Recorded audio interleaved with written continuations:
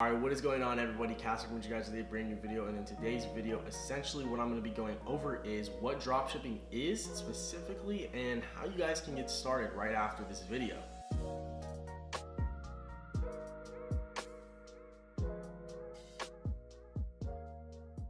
So guys, if you are here, I'm assuming you're a beginner, right? You shouldn't be here if you're an expert or even somebody who already has a couple of stores going. So if you guys are beginners, I want to welcome you, and if you're new to the channel, welcome as well. This video is going to pretty much answer that question, and I'm going to be going over as well kind of like exactly what dropshipping is, but also the steps in the process. So after this video, you'll have a pretty clear understanding of what you need to do to start your own store. So if you guys do enjoy this video, please do go ahead and drop a like on it. It really does help me out. Subscribe to the channel also if you guys are new. But yeah, let's get right into the video. So guys, what is dropshipping? Now, dropshipping is just a business model, right? You hear people talk about e-com. E-com is just e-commerce. That is just the art of selling stuff online.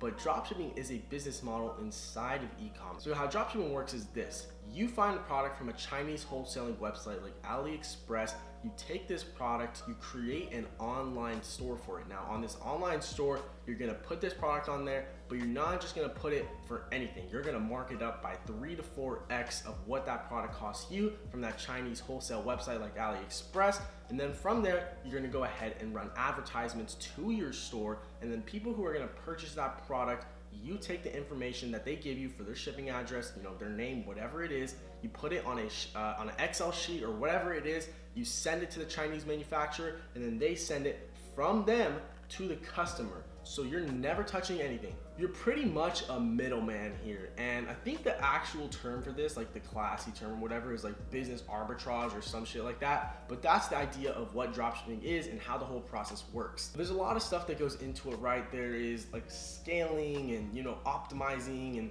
fucking payment processors and all this stuff, guys. That is literally just the overview of what dropshipping is. Again, there's a million other things that you need to be like looking into when you're making a store, all this sort of stuff. And I'm gonna explain it in this video as best as I can, but that is that. Now you're probably wondering, what do I sell? I mean, do I sell iPhones? Do I sell pencils? Like, what do I sell? So the way that I go after my product research is that I actually try to sell what everybody else isn't selling. A lot of people will tell you to go out and just look for stuff that is trending, right? Something that is a winning product. The way I go ahead and find my products is I try to find products that I have a really good chance of dominating the section of that niche in. So let me explain, okay? A lot of people, a lot of the times will tell you with dropshipping that you have to sell products that have a lot of sales on them, right? Because on AliExpress, and I'll show you guys in a second here, as you guys can see here, a lot of people will go onto AliExpress, right? Find a product, and then they'll go here, look at the orders and say, 60,000 orders? Damn, that must be a good product. I'm gonna go ahead and sell it, because if so many people are selling it,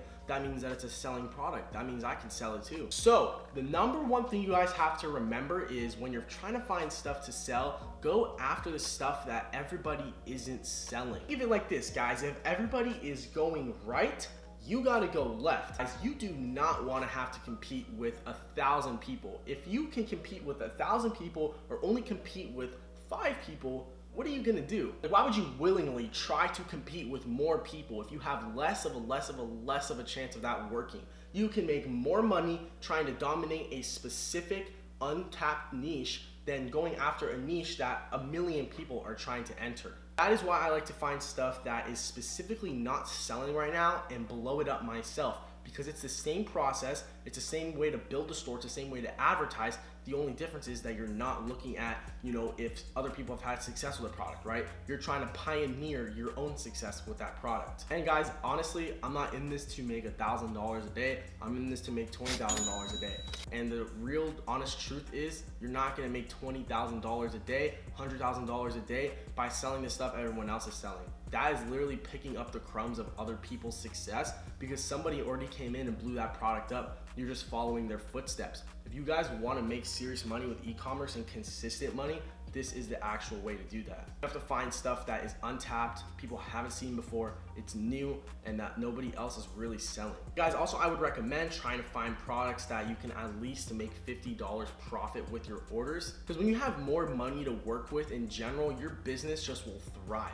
Because you have more money to invest into spending on ads, you have more money to invest in people to employ and to doing like the little tasks on your store and all that sort of stuff. So guys, I recommend finding products directly off of AliExpress. I have a whole video on product research that I'll link down below. You guys can go watch me do some product research, showing you some products that I chose, some that I recommend. But yeah, you can do it on AliExpress, Amazon, or literally when you're walking through the mall with your friends. Like if you see something, that is how you find a product. It doesn't matter where you find it from. Those are just the methods that I recommend. Say you guys find a product, right? You look at something and you're like, oh, I think that would be a cool product, right? I ask myself 3 pre-verification questions, okay? Number 1, is there other people selling this product, okay? Now, the way I can do this, right? If it's off AliExpress, directly, all you guys have to do is just look right here on the actual page of the item that you found, and then under the title, it'll say how many orders it has, okay? Usually if a product has over 5,000 orders, I'm not gonna go ahead and test it. That just means that there is one order, or there's one listing on AliExpress with 5,000 orders.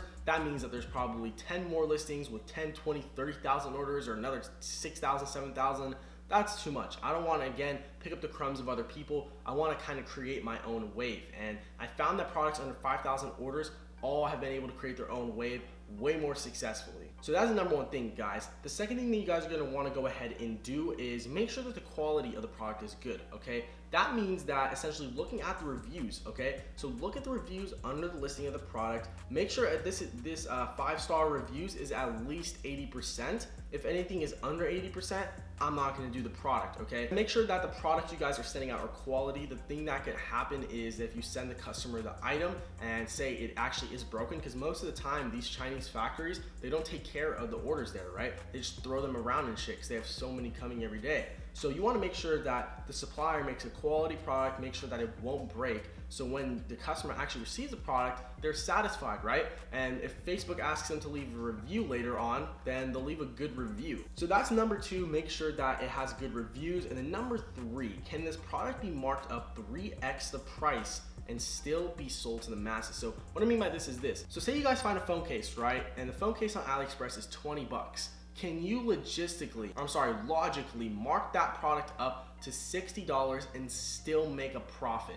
The way I usually do this is I'll take the product that I have, that are the product in question, and I'll go through Google and try to find a bigger brand in that space, whatever the product is, and I'll kind of see what they're pricing everything at. And I'll price my products after their pricing model, just a couple dollars under, because they're obviously the top dogs in the niche. But that is pretty much, how to find a product to sell, where to find it. And again, guys, if you want a full breakdown of kind of my product research method, please click the link in the description down below. There's a full free video on my channel. So step 2, guys, is creating our online store. Now, obviously, right, we can't sell the product unless somebody can buy the product. So guys, you can create your site on Shopify or WordPress. I have hour-long videos explaining how to create a store on both platforms. So I'll link those videos below. If you guys want to go ahead and create your store, so you can watch those. It's a step-by-step process. And guys, the style of store that I'm building in those videos is a one-product branded store. Now, branded stores are super important when you're creating your stores, because a lot of the times dropshipping stores will look like Amazon. They'll have a million products on them, and these are called general stores. Now, the branded store, you're able to charge more for products, right? There's like Camel backpacks. They charge like $400 for a backpack. Like, it's literally a backpack. It's $20 in China. Like, it's crazy, man. You can literally charge so much for a brand, and that's because you carry such a high status, right? You can portray yourself as the creator of that product. So guys, now we're gonna go ahead and advertise our store. I usually will start to advertise my store with Facebook ads. How I set up my Facebook ads, guys, is pretty simple. I use a system called Campaign Budget Optimization, and I use Campaign Budget Optimization for my entire campaign. Facebook is switching to CBOs for its entire platform in a few months here. So I actually like to use CBOs because it really is gonna give me practice for when there only is gonna be CBOs later on. Because right now you can either allocate your budgets through putting them on each individual ad set, or you can go ahead and allocate the budget for the whole campaign, and then Facebook can choose which ad set gets the entire spend. So guys, how I like to do my Facebook ads is this. I like to start with a really broad audience, and I like to go down as time goes on into a really specific audience. So think of the campaign as the overall ruler. It's telling Facebook, what to do between all the ads and all the ad sets. And then inside your campaign, the ad sets are going to be telling Facebook who you specifically want to target, right? What group of people, what age range of people, what gender, where do they live? So all this stuff is telling Facebook in the ad set, and then the actual ad is the video or picture that the customer sees on their feeds or their Instagram story. You guys start with one campaign again, and then you're gonna go ahead and create 6 to 8 ad sets in that campaign, and then those ad sets are all going to be identical except for one thing between each, which is the interest. So as you guys can see here, I have 8 ad sets, and the only thing that changes between them is the actual interest that they target. This is the inside of an ad set. I'm gonna explain all this stuff later on, but essentially the only thing that's gonna change between all of these ad sets right here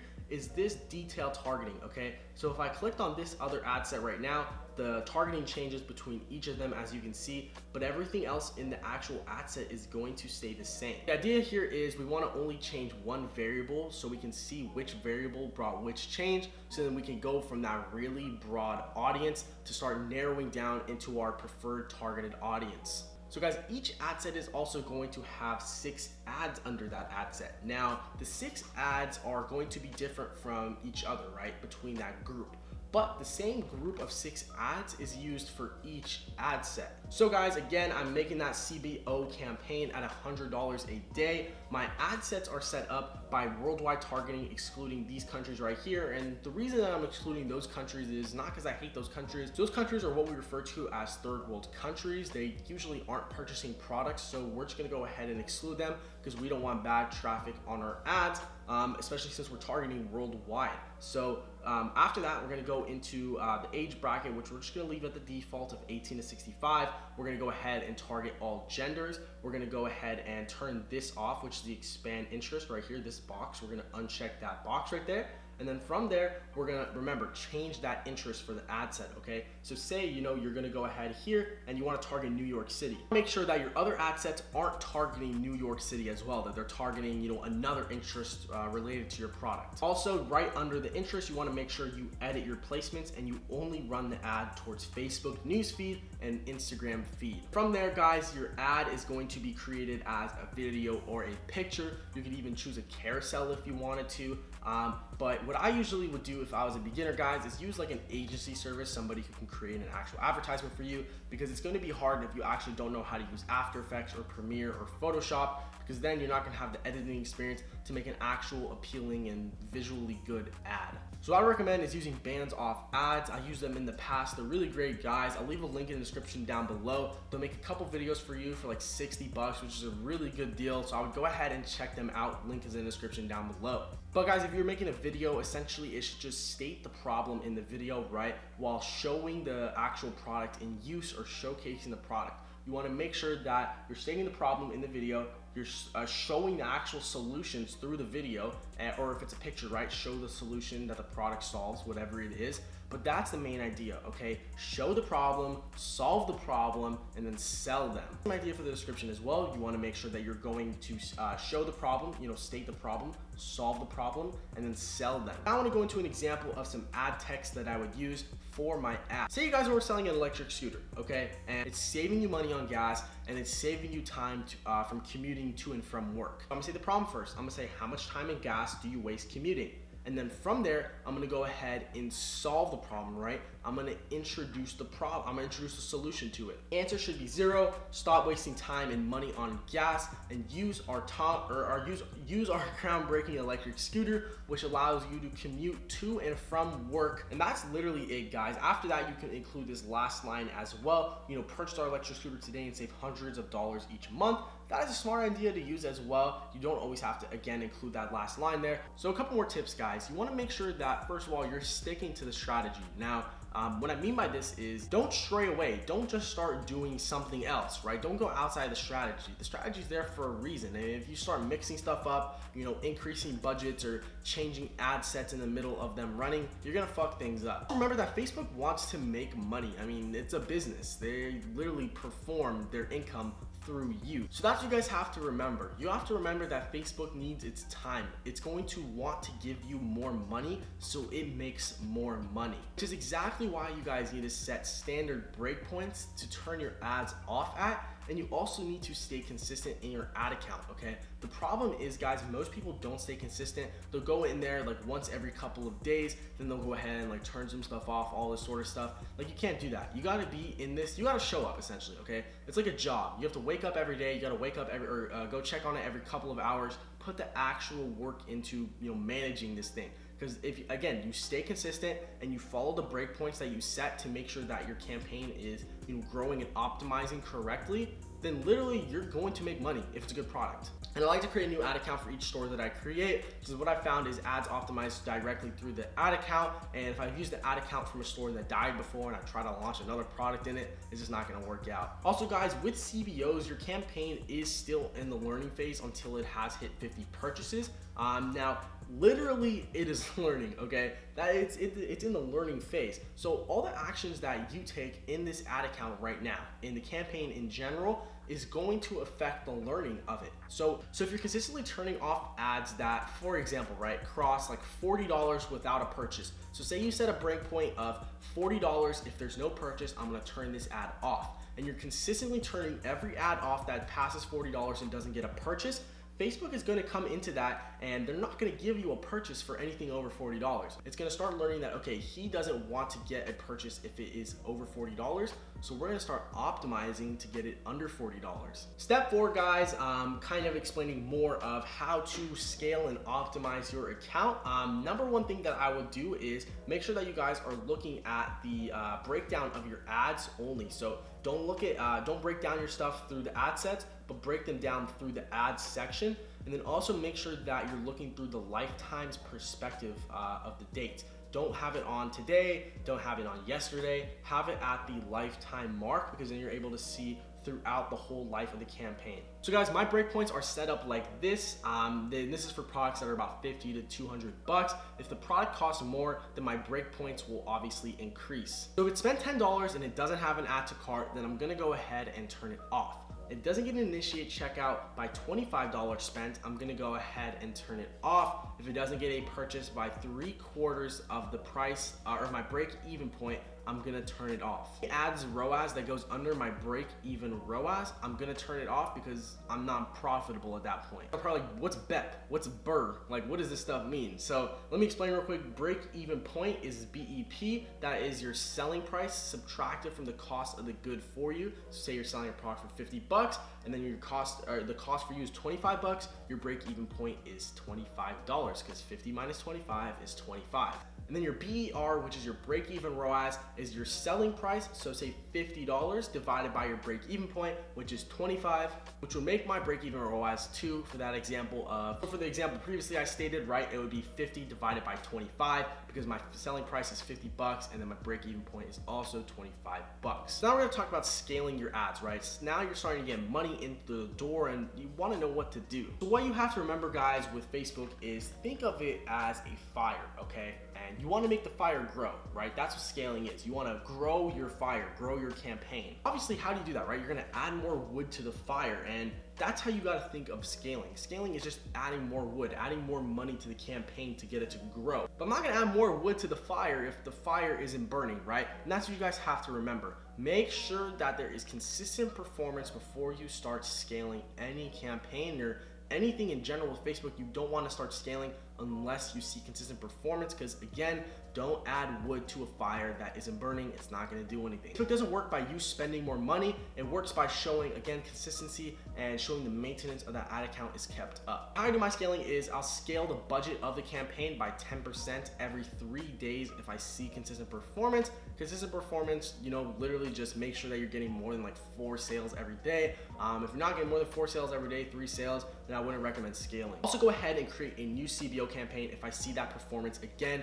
consistent between the last couple of days. And essentially what I do from this campaign is I'll go in and I'll use the exact same CBO that I did last time, but I'll either change, the actual interest of the ad sets that are being targeted, and I'll keep the ads the same, or I'll go ahead and keep the ad sets the same, and then I'll go ahead and change something about each of the ads. You're either gonna make a new CBO campaign once you see consistent performance to change the interest of the ad sets, or you're gonna change something about the creatives that are gonna be used in the ad sets. So for the creatives, you can change up the picture, you can change up the copy, you can change up whatever, but just make sure you're only doing one different change at a time, either ad set change or it's gonna be an ad change. You guys need to set time aside every day to go ahead and respond to the customer emails, right? People who are asking questions about the products that you're selling, people who are asking questions about their orders. You need to set aside a time every day to respond to those people, or hire somebody from Upwork or something like that to do it. But I would really recommend, until you're getting like 500 emails a day, to not outsource it yet, or probably 300, honestly. 500 is a lot, but 300 emails a day, you can definitely handle that. I would really recommend it as well, because then you have to be able to keep track of,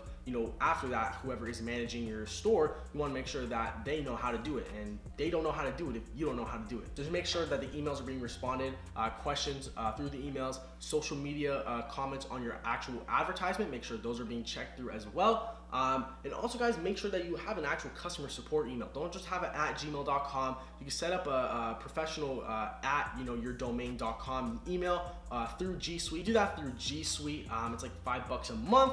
And make sure, again, that you're responding to all the comments on the actual post of your ads. And then also hide all the offensive comments. You can do this through your actual Instagram app. If your ad's on Instagram, you can also do it through the computer on the actual Facebook page. Just go to the comments of the post and then right click it and then hit hide. So guys, how do you fulfill your orders? It's pretty simple. You can either use a Chinese supplier, where you can go ahead and just go directly to AliExpress, like right here. All you have to do is, before you message them, remember, make sure that the reviews are good, kind of like you did the product research, because each different supplier is gonna have a different product sometimes. Like, they'll make different versions of products. So you wanna make sure that the listing that the supplier has up is actually a good listing, right? The product on listing is good. So make sure that, again, over 80% for the reviews, and then make sure also that their store rating is good. So if you hover over their store name at the top left, you can see that they have a 4.8 for items as described, a 4.9 rating out of 5 for communication, and a 4.9 for shipping speed. So this guy is good. If this was my product, I would go ahead and message him. And how you message them is you hover over their name, you hit contact now, and then when you hit contact now, you can go ahead in this message chat right here, and then just say, hey, I am drop shipping this product and would like to know if you can fulfill the orders through a CSV sheet. And then just go ahead and send this to them. Oops, let me spell check that, and then go ahead and send it to them, and then they're gonna respond. They're gonna be like, most 9 out of 10 times they're just gonna say yeah. They'll be like, okay, cool, what's your like WhatsApp, what's your messenger, we can talk more freely. And then pretty much, guys, at the end of every day, or whenever you guys send out your orders, you can send that .csv sheet to the supplier, and then they'll go ahead, process that, pack all the items, put the tracking numbers on the product, and they'll go ahead and send you a CSV sheet back to you with those tracking numbers, right? And those tracking numbers, you're gonna take them and upload them to your store. Now, there's services that do this, right? It's called Oberlo, all that sort of stuff. Services that do this too, right? There's like Oberlo, and then there's the Silk Road, all that stuff. But I like doing it that way. It's a lot faster than those services. You can go ahead and use a sourcing agency. They can usually get faster products for shipping time, and they can get cheaper products as well. I'll leave a link in the description down below. You guys can go hit up Gage on Instagram. He's one of my good friends. He has a really cool sourcing agency. They can get pretty much any product on AliExpress. Get it for like 7 to 10 days shipping in the US, and you also get it for a lot cheaper. Those sourcing agencies, guys, you literally can get the products for a lot cheaper, but also you can get them to your customers faster because of the way they ship them. So if you guys are interested in something like that, you can hit the link in the description down below. My friend Gage can get you guys set up. Anyways, guys, that's pretty much it for the video. If you guys did enjoy, please do drop a like on it. Subscribe to the channel if you guys are new. And yeah, that's gonna be pretty much it.